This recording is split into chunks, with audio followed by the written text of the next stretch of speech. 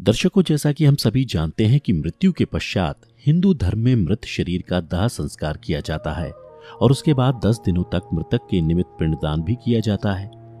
गरुड़ पुराण की माने तो मृत्यु के बाद मृतक के निमित्त किए गए पिंडदान से मृतका आत्मा के शरीर का निर्माण होता है और वह आसानी से यमलोक तक की यात्रा पूरी कर लेता है। मित्रों, आपने गौर किया होगा कि हिंदू धर्म में अधिकतर श्राद्ध कर्म पुत्रों द्वारा ही किया जाता है और आज की इस वीडियो में हम आपको यही बताने जा रहे हैं कि पिता की मृत्यु के बाद पुत्र को क्या क्या करना चाहिए। तो चलिए अब बिना किसी देरी के आज की ये कथा शुरू करते हैं। नमस्कार दर्शकों, द डिवाइन टेल्स पर आपका एक बार फिर से स्वागत है। मित्रों, मृत्यु के बाद पुत्र को क्या क्या करना चाहिए उसे जानने से पहले ये जानना आवश्यक है दशगात्र विधान क्या है, क्योंकि गरुड़ पुराण में भगवान विष्णु ने कहा है कि दशगात्र विधि को धारण करने से सतपुत्र पितृ ऋण से मुक्त हो जाता है। इस विधान को पूरा करते समय मृतक के पुत्र को चाहिए कि वह अपने पिता के मरने का शोक का परित्याग कर दे।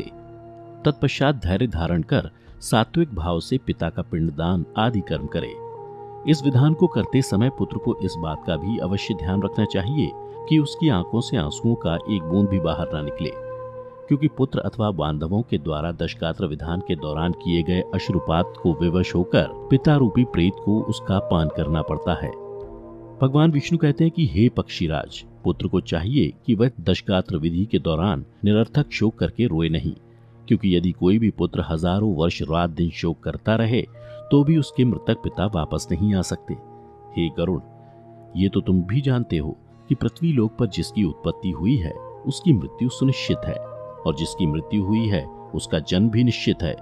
इसलिए बुद्धिमान मनुष्य को जन्म मृत्यु के विषय में शोक नहीं करना चाहिए। ऐसी कोई दैवी अथवा मानवीय उपाय नहीं है जिसके द्वारा मृत्यु को प्राप्त हुआ व्यक्ति पुनः लौटकर यहाँ आ सके।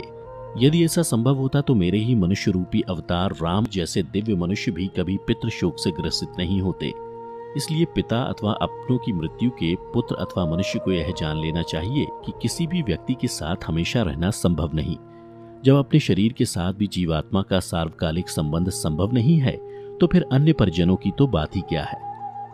हे गरुड़, जिस प्रकार यात्री यात्रा करते समय छाया का आश्रय लेकर विश्राम करता है और फिर अपने पथ की ओर आगे बढ़ जाता है, उसी तरह प्राणी इस संसार में जन्म लेता है और अपने कर्मों को भोग कर निश्चित समय के बाद अपने गंतव्य को चला जाता है, अर्थात मृत्यु लोक को त्याग देता है।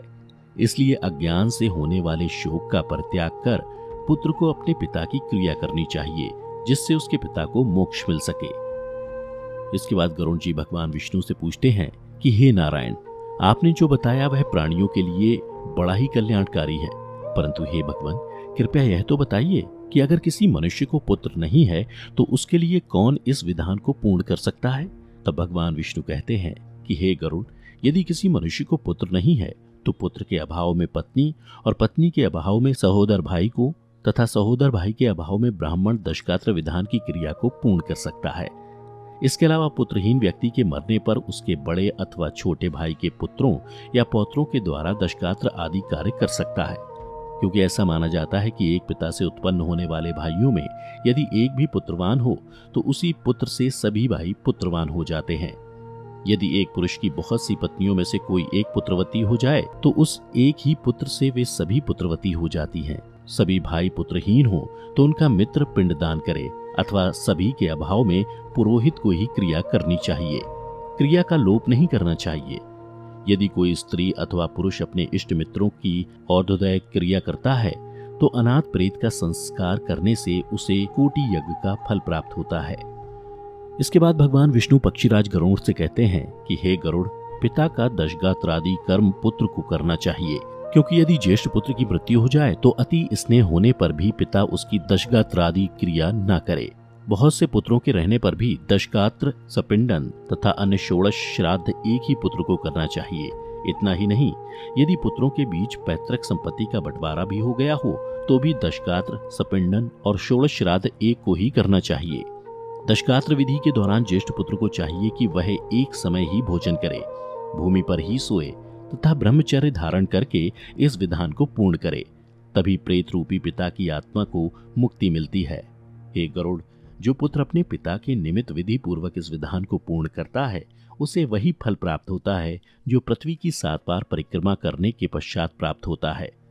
दशकात्र से लेकर पिता की वार्षिक श्राद्ध क्रिया करने वाला पुत्र गया श्राद्ध का फल प्राप्त करता है। दशकात्र के दौरान पुत्र को चाहिए कि वह कूप, तालाब, बगीचा, तीर्थ अथवा देवालय के प्रांगण में जाकर बिना मंत्र के स्नान करे और वृक्ष के मूल में दक्षिण की ओर वेदी बनाकर उसे गोबर से लीपे। उस वेदी में पत्ते पर कुश से बने हुए ब्राह्मण को स्थापित करके पाद्यादि से उसका पूजन करे और पूजन के बाद उसे प्रणाम करे। इसके पश्चात पिंडदान करने के लिए कुश का आसन रखकर उसके ऊपर नाम गोत्र का उच्चारण करते हुए पके हुए चावल अथवा जौ से बने हुए पिंड को प्रदान करे, भृंगराज का पुष्प अर्पित करे। तत्पश्चात धूप, दीप, नैवेद्य, तांबूल, पान तथा दक्षिणा समर्पित करे। तदनंतर अन्न, वस्त्र, जल, द्रव्य अथवा अन्य जो भी वस्तु प्रेत शब्द का उच्चारण करके मृत प्राणी को दी जाती हैं, उससे उसे अनंत फल प्राप्त होता है। इसलिए प्रथम दिन से लेकर सपिंडीकरण के पूर्व स्त्री और पुरुष दोनों के लिए प्रेत शब्द का उच्चारण करना चाहिए। दशकात्र के पहले दिन विधि पूर्वक जिस अन्न का पिंड दिया जाता है, उसी अन्न से विधि पूर्वक 9 दिन तक पुत्र को पिंडदान करना चाहिए।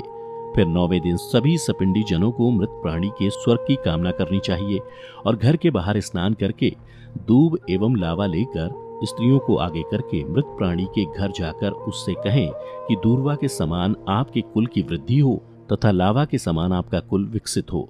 ऐसा कह करके दूर्वा समन्वित लावा को उसके घर में चारों ओर बिखेर देना चाहिए। फिर 10वें दिन मांस से पिंडदान करना चाहिए, किंतु कलयुग में मांस से पिंडदान शास्त्रः निषिद्ध होने के कारण उड़द से पिंडदान करना चाहिए। 10वें दिन शौर कर्म और बंधु बांधवों को मुंडन कराना चाहिए। क्रिया करने वाले पुत्र को भी पुनः मुंडन कराना चाहिए। इसके अलावा 10 दिन तक एक एक विद्वान को प्रतिदिन मिष्टान भोजन कराना चाहिए और हाथ जोड़कर भगवान विष्णु का ध्यान करके प्रेत की मुक्ति के लिए इस प्रकार प्रार्थना करनी चाहिए। फिर स्नान करके घर जाकर गो को भोजन देने के उपरांत भोजन करना चाहिए। तो मित्रों, पिता की मृत्यु के बाद यदि पुत्र द्वारा इन विधियों का पालन करते हुए किया जाता है तो मृतक की आत्मा को जल्द ही मुक्ति मिल जाती है। तो दर्शकों, उम्मीद करता हूँ कि आपको हमारी ये वीडियो और कथा पसंद आई होगी। अगर पसंद आई हो तो इसे ज्यादा से ज्यादा लाइक और शेयर करें और अगर आप पहली बार हमारे चैनल पर वीडियो देख रहे हैं तो ऐसी ही पौराणिक जानकारी के लिए इसे अभी सब्सक्राइब कर लें। फिलहाल गरुड़ पुराण की ये कथा यहीं समाप्त होती है। अब हमें इजाजत दें। आपका बहुत बहुत शुक्रिया।